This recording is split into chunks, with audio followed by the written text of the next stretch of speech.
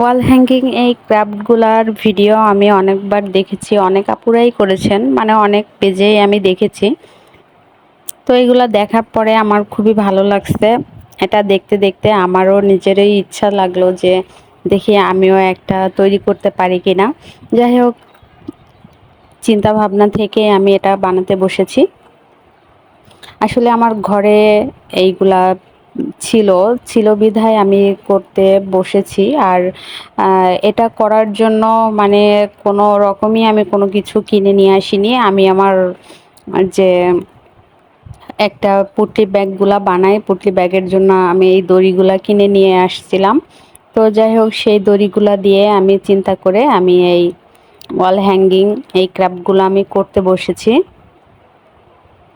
আমি যে নিচের যে বোর্ডের যে কাগজটা নিয়েছি, এই কাগজটা আপনার আমার ছেলের খাতা ছিল, খাতার যে কাগজটা উপরের, সেই উপরের কাগজটা নিয়েছি।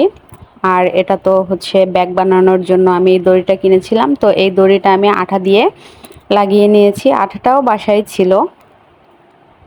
তারপরে এটা সুন্দর করে প্রথমে আমি কাগজটাতে আঠা লাগিয়ে নিয়েছি, তারপরে এই দড়িটা আমি গোল গোল গোল গোল করে আঠা লাগাইছি আর হচ্ছে চাপ দিয়ে দিয়ে এটা বসিয়ে দিয়েছি।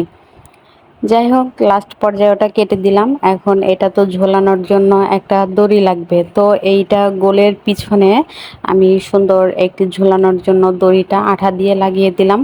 পরে এর উপরে আর একটা কাগজ, মানে যে খাতার যে বাকি অংশটুকু ছিল, মোটা কাগজের যে মোটা অংশটা, সেটাও গোল করে কেটে আমি এটার উপরে চাপ দিয়ে বসিয়ে দিলাম। তাহলে আমার জিনিসটা মজবুতও হলো, আর হচ্ছে যে দড়িটা দিয়ে দিলাম, দড়িটাও বাইরে থেকে আর দেখা গেল না। এটা করার পরে আমি একটু আঁকিয়ে নিয়েছি, এখানে কালার করব। কালারগুলোও কিন্তু আমি কিনে নিই, কারণ আমি হচ্ছে আমার শাড়িতে হ্যান্ড পেন্ট করার জন্য আমি কালারগুলো কিনেছি। সেই ক্ষেত্রে তুলিটাও কিনতে হয়েছে, তুলি ছাড়া তো আর শাড়িতে রং করা যায় না। তো সেই শাড়ির কালার দিয়েই আমি এটা করে নিলাম। এটা হচ্ছে কমলা কালার, কমলা কালার দিয়ে আমি এক সাইডে কমলা কালার দিলাম, আর এক সাইডে আমি এটা হলুদ কালার দিলাম।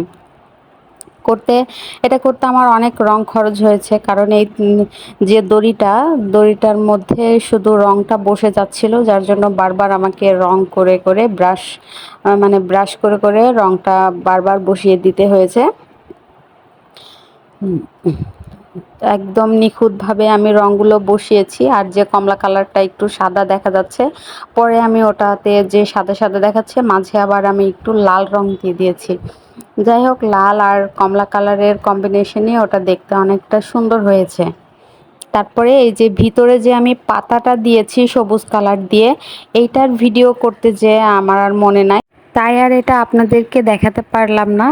তো এটা লাস্ট পর্যায়ে আমি ফিনিশিং করেছি।